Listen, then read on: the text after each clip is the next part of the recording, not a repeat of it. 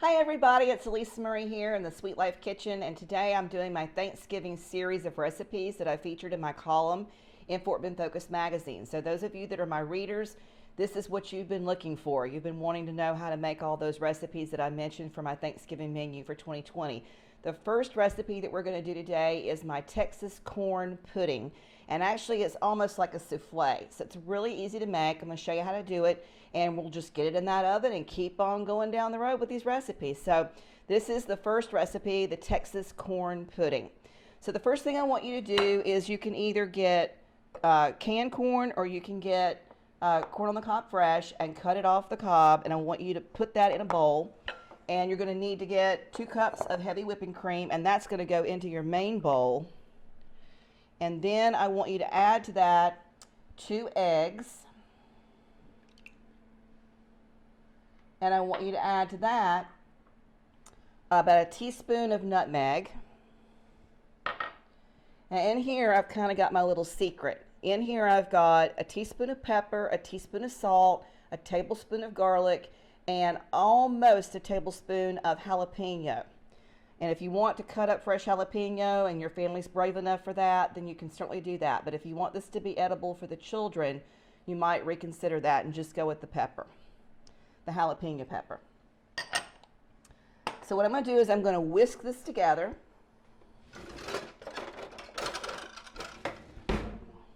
Get those eggs beaten up into that cream.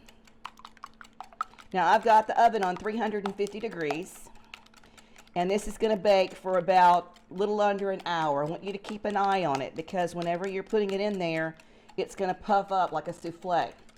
And so that's your indication that it's actually finished and ready to come out. So I've got everything beaten together. So now what I'm going to do is I'm going to add in 3/4 of a cup of crushed crackers. It's up to you what kind you want to use. You can use anything you want, but I want it to be a very plain cracker. Don't do anything with any herbs or anything in it.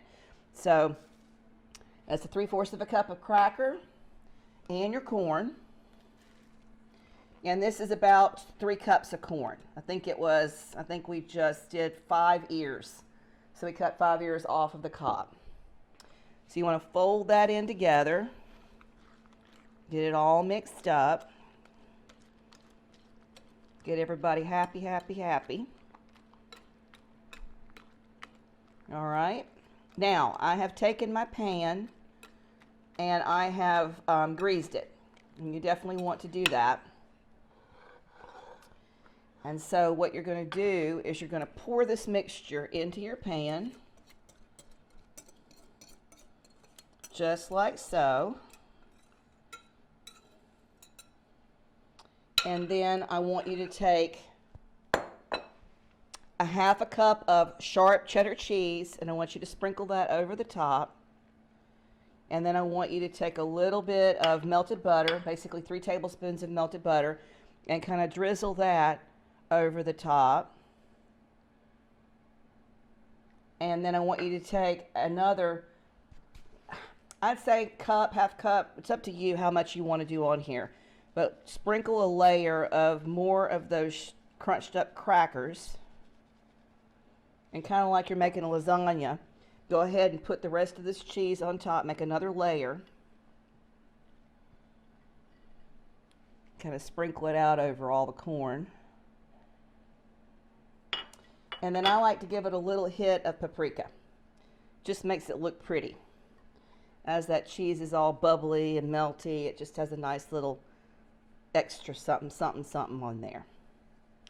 So this is going to go into the oven for about 45 minutes to 50 minutes. I'm going to keep an eye on it, and once it puffs up big like a souffle, then it'll be ready to come out. So I'll see you soon when it's done.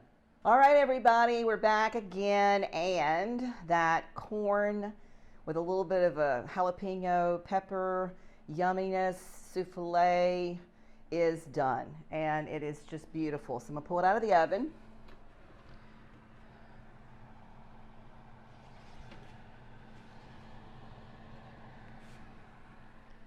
And it is just beautiful. As you can tell, it's puffed up. I don't know if you can tell it. It's puffed up like a souffle.